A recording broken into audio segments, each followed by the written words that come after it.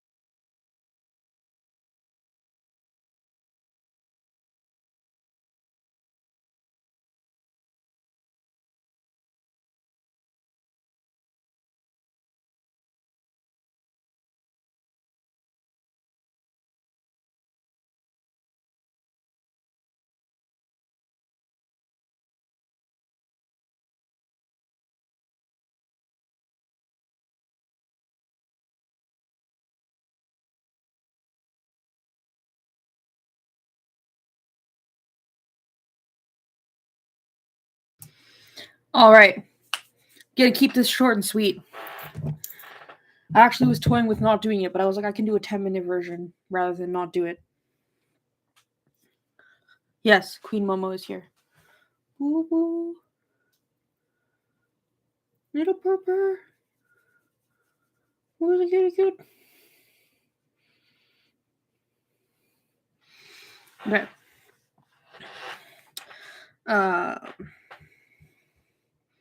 First things first. What the fuck is this word that I don't know the definition of? This is the first word in this book that I've read that I didn't know what it means. And I feel like I've heard someone say it before.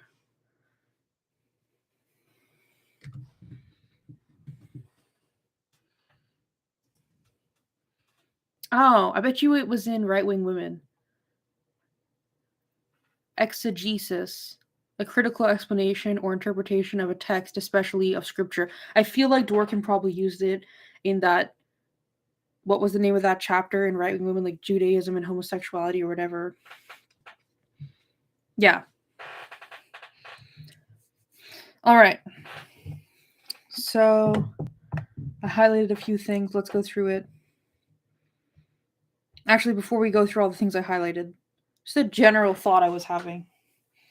I was thinking of trying to explain to a liberal feminist what we as radical feminists, or maybe more specifically like lesbian separatists, whatever, what our like critical analysis is of intercourse with regards to like patriarchal power and like the maintenance of it, right?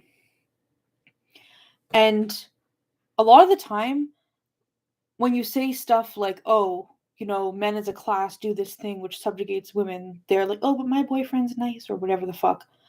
Or which is like impossible to counteract, like it's completely emotional. But what they do say that a lot is like, but boys can't have feelings. But like, what if boys really wanted to be pegged throughout history and they couldn't get their girlfriends to or their wives to do it to them because of all these specific laws? Like, what if men get their true sexual pleasure out of like going down on women, and because of like all these sexual laws they weren't able to do it? Like, these laws hurt men too. Okay, that's what I had like running in my head. Like, that's what a liberal feminist would say if I was like, you know, standards and policy to do with sex have like really really hurt women. um and I was like, that immediately made me think of like the no fap people. Do you guys know about this? There's like these people who are like trying to stop watching, these like men who are trying to stop watching porn and trying to stop masturbating. But at the end of the day, the reason they're doing it is for themselves. They're not doing it because like women in porn are being hurt. They're not doing it because it has like a negative impact on like the women that they have sex with. They're doing it because they think that it like hurts their mental stability, helps like it's like for mental health, physical health reasons for the men themselves. Anyway, my point was, I'm definitely rambling a bit. I'm not as focused as I was yesterday in the discussion. My point is, so what if a dude wanted to be pegged? So what if a dude wanted to go down on a woman and he couldn't? Everything that they had to do, like every act of self denial that the men had to take part in was for their own greater good of having unconditional access to fuck like whatever their wife or whatever as much as they wanted. So like, I don't know. Lavender Rose, men do everything for themselves. Fucking exactly. Um also speaking, Lavender and Anung, I have started my itinerary plan of booking like campsites and hotels and shit of my trip in Michigan. So I would like to come and hang out or have coffee with both of you potentially. If you're into that, like please email me and we can coordinate that. It's obviously not a rush, but I'm like pretty um controlling about my time, and I want to be like comfortable and know exactly what's happening before it happens. And like I literally plan like where I'm stopping to get gas and where I'm stopping to get groceries and like where I'm stopping for breakfast and like how many hours I'm going to spend on the road and all that shit. Like I'm very specific about this shit. So anyway, okay. Um yeah, okay. Let's go through the quotes that I highlighted. Oh, Marion, thank you very much.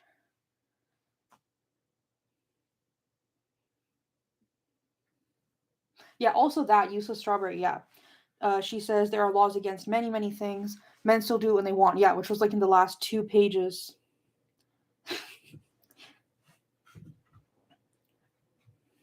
From Momo's Treats. Momo. Well, she looks very happy now, so I'm not gonna like get up and move around. But if she looks unhappy, maybe I'll go get her a treat. Um, yeah. So useless strawberry, totally agree. Cause like, turf mail came back just when Momo got here. Um, totally agree that. I mean, she pointed out in the last couple pages, right? Um, so there's all these laws. So it, I never really thought about it so clearly. Like she puts it so concisely. Men make can't have oral sex with women, and they can't penetrate women's anuses. Why? Because men have those body parts, and you could conceivably do that to a man. Like it's to like make the distinction between male and female in sex completely absolute. Um, like I've been aware of that stuff, like what like medieval sex standards were or whatever for like quite a long time, but I never really understood like how it played into male power. Um, yeah, no. Nung says Dworkin was brilliant and fearless. She was not afraid to look right at men, right at what men really are. Yeah, I completely agree. Um, oh, and at one point in the chapter, she starts asking questions about like, as society progresses like sexually to be more like sexually modern, right? Oh no. I'm gonna okay. You good? So she's conceding that stuff like oral sex, stuff like anal sex in heterosexual relationships, stuff like sodomy, obviously are becoming more commonplace, right? And she's asking, there's like a whole page where she's asking, how does this impact males' distinction the distinction of male supremacy and the like gender, aka the like power roles of all of this. And then she goes on to talk about how, like a page or two later, about how the distinction between sodomy and not and like heterosexual sex is procreation. And I'm like, so there you go. Like, and I look at contemporary times and like, not to be like homophobic, but I kind of don't give a shit about men. So a lot of gay men leave like pretty sexually risky lives, right? To them, they don't see it as like a degradation or a disempowerment or, I mean, obviously it has a horrible impact on their self-esteem, but they're more than willing to go and have like a fuck ton of sex partners that like fuck them up emotionally, right? Do they do we as like radical feminists look at those men who are doing that, who are behaving in those ways and think, wow, they have less societal power than other men? I don't fucking think so. I actually think in a lot of ways right now they might have more societal power than heterosexual men in very specific contexts.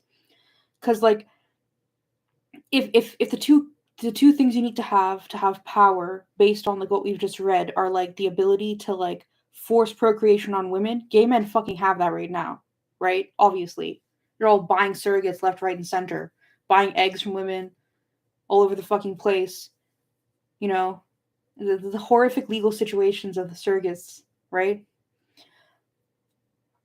And the other thing is to be recognized as like a part of male supremacy. Because, okay, earlier on in the chapter, when she's talking about Proust and um, Mailer, I think, talks about like this gender essentialist concept of, and gender as used in this chapter, meaning the social dynamic between men and women, right? Uh, that for a man to desire to be penetrated by another man is like feminine, and that he wants to be with like a masculine man, but by the very nature of that masculine man wanting to fuck him, who is not a woman, he can never attain that because that demasculinizes the other man. In current times, that's not how anybody sees it, right? Nobody sees gay men as having sex with each other. I mean, at least in like the modern Western liberal world, as emasculating and therefore disempowering to them in terms of like the gender hierarchy, you know? And like I would go so far as to include Tim's in that shit. Anyway, I was having like a lot of big brain moments with all that.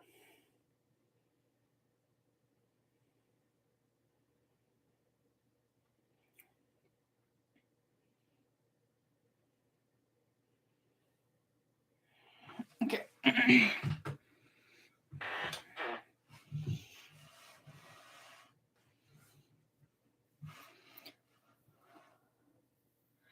Okay, so there's this. I'm going to read this quote. I'm going to try to go through the quotes now and get through this in like the next 10 minutes.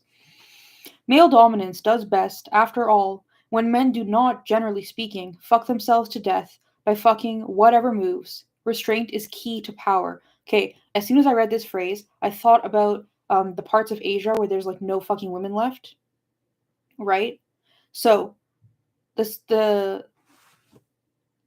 if you are a man and you want to practice male supremacy, well, not want to, it's like inherent in like your life as a man in patriarchy, right? How can you do that if there's no women around for you to exert control over, right? So you think about these places in India or China where there's like literally no fucking girls. They're like shipping in women. They're like kidnapping and buying and shipping in women from other countries because there's no one for their sons to marry. And I'm like, the men fucked themselves over by not exercising restraint. Like, the fathers were so insistent that they only have male progeny, right? So I'm just like, yeah, restraint is like necessary to male domination. Like, that's just like the first thought in my head of like a way that the lack of restraint has actually disabled men from exerting male supremacy. Well, I mean, not really, because they're still like buying and kidnapping women. Um,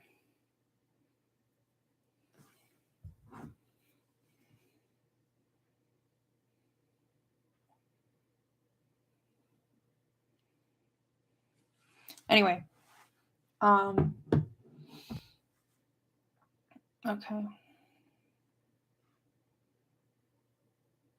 Okay. Laws have tried and still try to protect men from the apparently demoralizing experience of being driven by the itching sore of lust beyond what they can either stand or satisfy.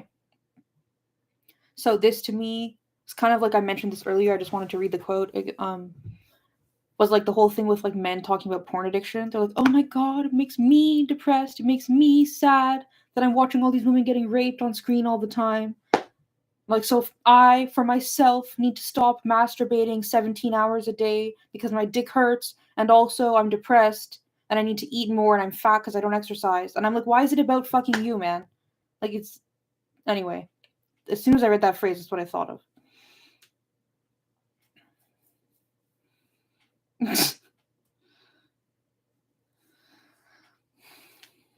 Wouldn't it be great if, like, all of the. I was gonna say porn sick men, but, like, honestly, like, let's expand that. If all the men who had, like, perverted, lustful, horrible thoughts, so that's like all of the men in the world except maybe one of them, developed actual itching sores. Anyway, okay.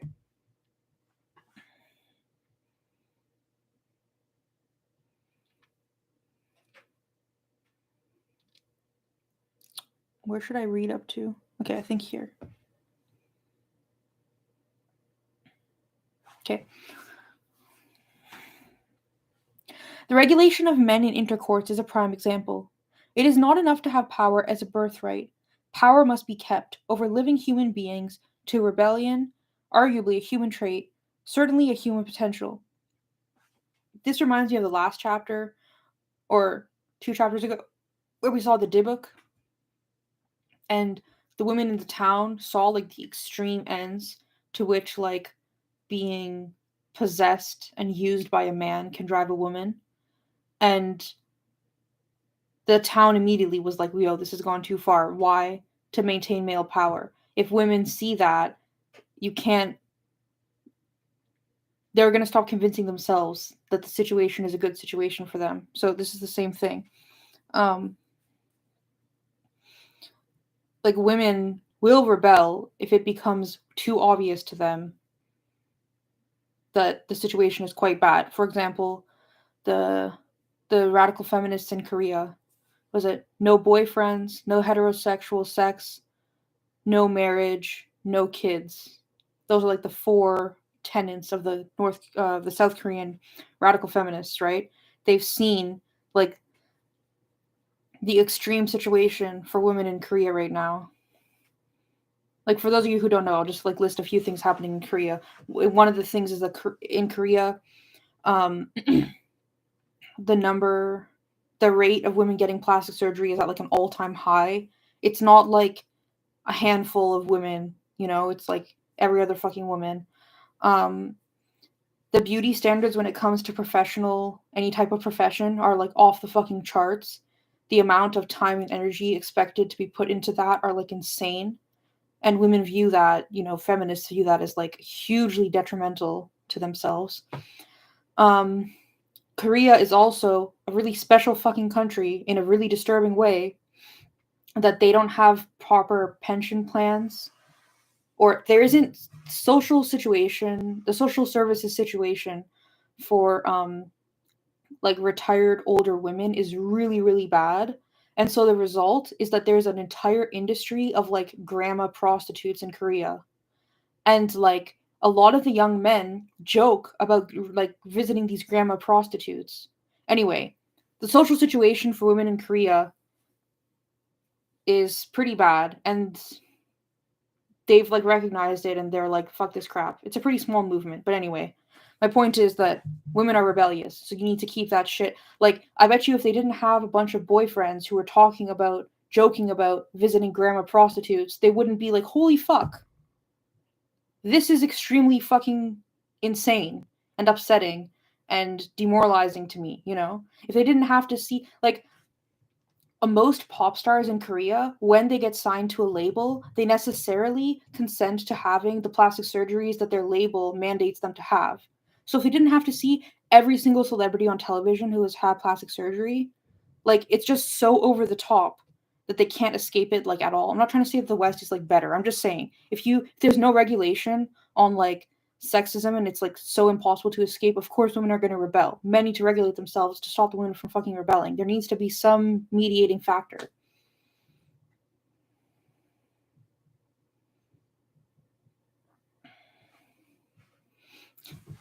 Thank you, Strawberry. I have no idea what the conversion of the amount of money you gave me is. Small sacrifice for the goddess Momo. Where did she go? Okay, I swear she's actually like lying on my bath mat in my bathroom. Let me check. Mama. Yeah. I mean, she keeps going there, so I'm not going to disturb her.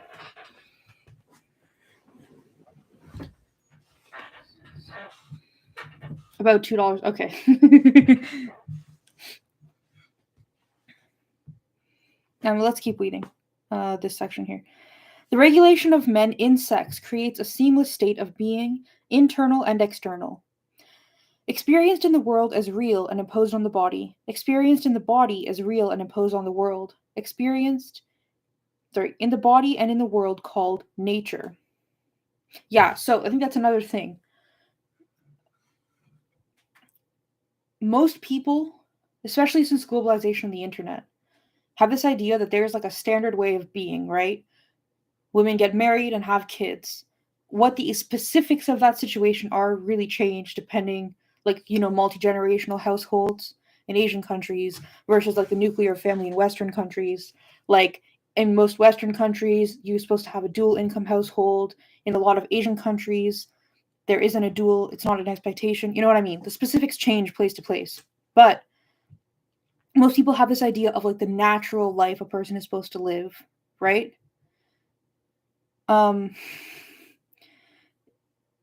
If you don't keep things regulated, for example, I mean, look at the amount of women who were brought up like liberally religious, right? The kind of people who go to church like at Christmas and Easter.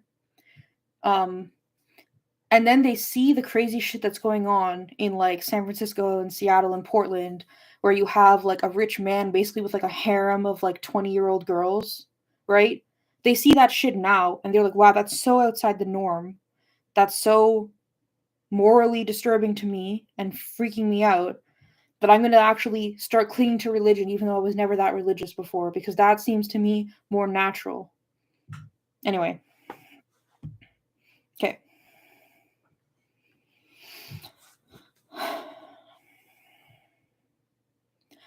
Social outrage is power protecting itself. It is not morality. There is always a tension between the law that protects male power basic fundamentalism, religious or secular, and men's wanting to break that law, exercise the privilege of power for the sake of pleasure. So, this kind of brings me back to like the 2 chapters ago when she was talking about like the private versus the public. So first of all, so let's say we have like these rules, right? Men are supposed to only have sex with their wives in specific ways, right? But if he starts doing like really horrendous shit to her, he kind of still has, well, not kind of, he still has cover. Legally, first of all, because, like, I mean, like, this judge was like, what happens between a man and wife is his business, not ours, the state, even though the state created the circumstances under which it is only his business, but whatever. And also, socially, like, her power is relational through her husband. So, I mean, obviously, for, like, all of history, and even now, especially depending on, like, even in Canada or the US, depending on your culture, divorce is like a huge fucking issue for women. The amount of power you lose, the amount of connections and support you lose, right? So even if a man is doing deplorable shit to his wife all the time, who's she going to tell about it, and how is that going to have a positive impact on her? Almost no chance it's going to actually help her in any way, right? The other thing I was thinking about was men see like this exercising the privilege of power for the sake of pleasure. So men going outside the marriage, right? Like, I think about the not the suffragettes. Who were the ones who wanted men to stop drinking alcohol? What are they called? I fucking can never remember. But that movement, prohibitionists, no. Abolitionists, no. I don't fucking remember what I'm trying to talk about, but you know what I'm trying to talk about. Temperance, thank you, enough. Okay, the temperance movement. One of their things that they talked about was like men getting drunk and going to visit prostitutes. And their issue, they were not worried about the sake of the prostitutes. They were worried about their own they were worried about getting STDs, right? They were also worried about the way it changed their husband's sexual behaviors. And like that was a pretty rare glimpse of women saying, "Look, the shit that's happening in our bedroom is affecting us," and then bringing it out of privacy and into the public, right? Anyway, okay, so that's that quote. Okay. The last couple of months, there's been some really fucking disturbing laws that have been passed in Western countries to do with rape. In Canada, for example, it has to do with some technicality to do with like intention, like the legal terms to do with like having intent. So basically, if a man is drunk enough and he rapes or sexually assaults a woman, because he wasn't like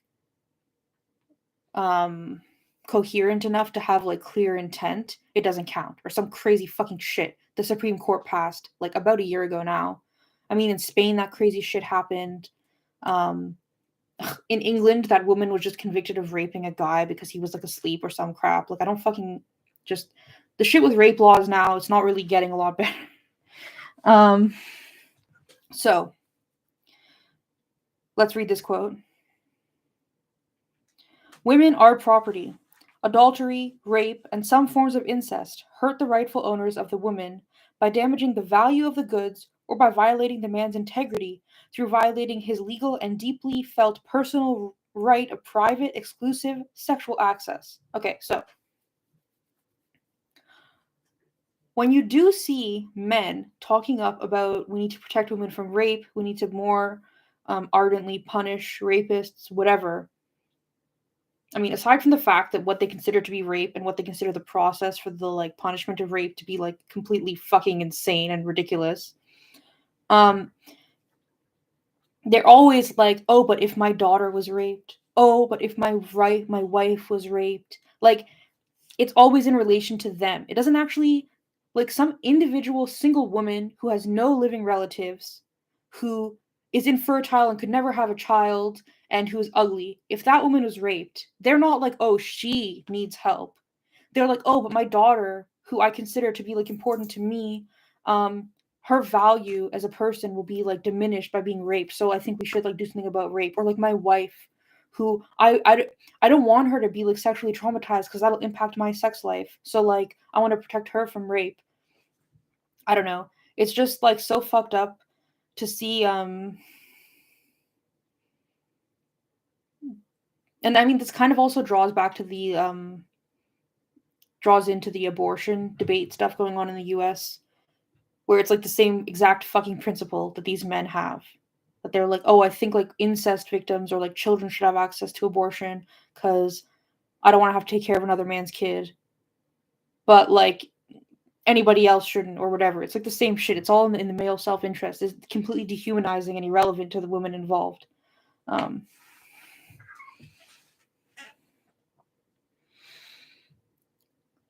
Yeah, useless strawberry. I read a lot about this. Oh, because it was one of those dudes.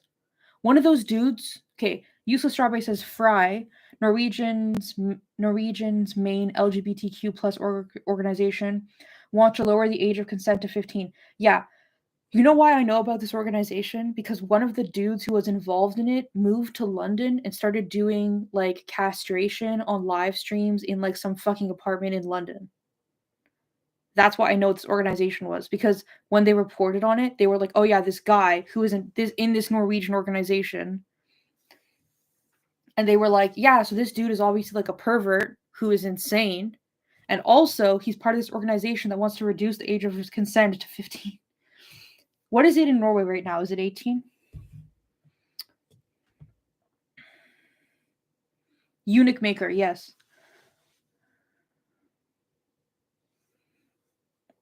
I think there's probably a lot of dudes like that, honestly. Because, like, gay dudes are fucking nuts, man. Not to be, like, a homophobe or whatever, but, like, I don't care. But, like, a lot of gay dudes are into some really fucked up, kinky shit. Like, step one to not becoming crazy like that. Don't have so much sex that you have literally no self-esteem and nothing gets you excited anymore, to the point where, like, step two, you start to do a lot of really crazy, kinky shit because you're really bored and have no self-esteem. Like, don't start doing that shit, guys. Protect yourself. Oh my god, it's only 16 in Norway? Ugh, yeah. This is what I was saying earlier about this thing of, so she was asking, like, is the social acceptance of sodomy, I've lost followers by shit-talking gay men. I mean, whatever. In a way, it's like, I'm just calling out their bullshit. Like, their community is really fucked up. They need to stop enabling each other to hurt each other. Anyway, in a lot of ways, I think social men at this point in time have a lot of gay men have a lot of social power that straight men don't. Straight men right now could not get the age of consent reduced in most Western states, right? But gay men, like, hello, it's like Nambla and Pie all over again. Anyway. Okay. So. Yeah. So this wasn't like a 10-minute thing, but it was a 30-minute thing. That's so fucked up, Useless Strawberry. Is there a big feminist movement to change that in Norway, or is that seen as like a queer, sex positive situation that young people can be hurt like that?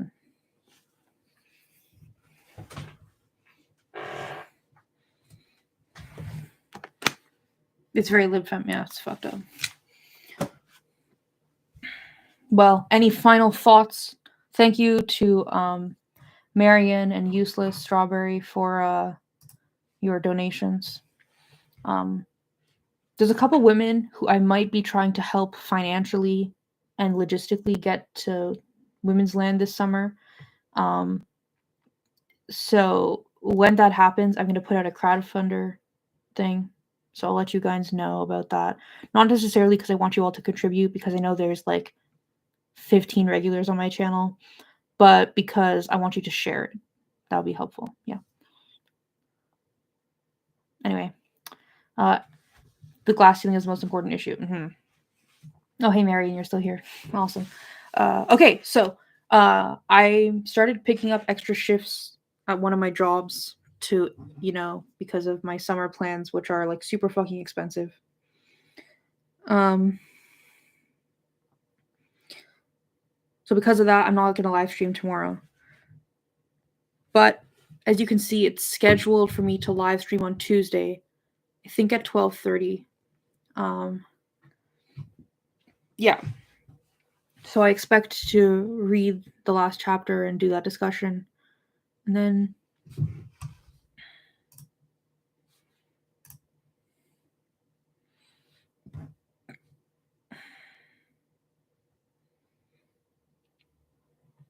yeah, so we're gonna finish this book on Tuesday. Then we're gonna start femininity. Yesterday night, I uploaded all of the live streams of femininity with like the descriptions and the thumbnails and all that crap. Put them into their playlists. So probably next Wednesday or Thursday, we're gonna start femininity. It's pretty interesting because it was published in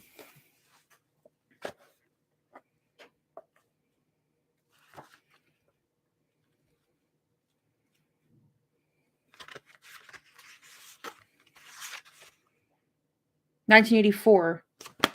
The stuff that it explains as like because it gives you like historical context, like it talks about, I've read like about half this book. It explains like, the history of the corset and then like the brassiere, bras, and then like now in the 1984.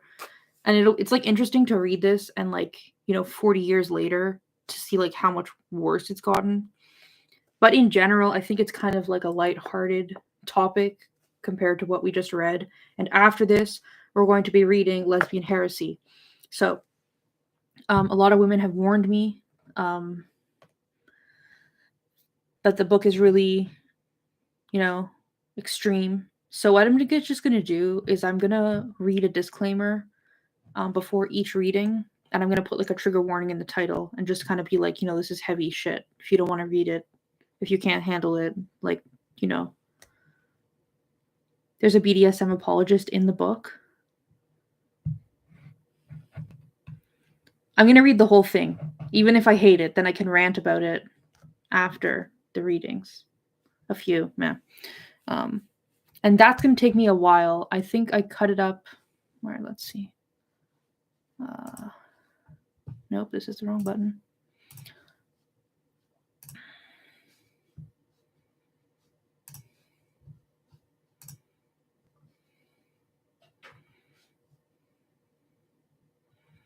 I think it's going to take me, so femininity, I think it's going to take me about 15 readings to get through the whole thing. Because, this is something else I've decided. On stuff where I'm reading like part 1, part 2 of a chapter, I'm only going to do discussion after part 2. And Lesbian Heresy is also pretty long and pretty dense. So I think that will also take me about 2 to 3 weeks. And for that book, and especially because I'm expecting it to be like emotionally intense and make me cry, I think that I might like space out the readings more to give myself like time to recuperate. Like, for example, I usually read Friday, Saturday, Sunday, like all 3 days in a row. I might not do that. I might do just Friday and Sunday or something. We'll see. Well, and I'm going to read the whole thing, even if I hate parts of it. So, thanks for the warning, though. I do appreciate knowing I'm going to be enraged. Okay, well, guys, I'm going to let you go. Have a good Sunday. I will see you on Tuesday for the last reading of Intercourse. All right.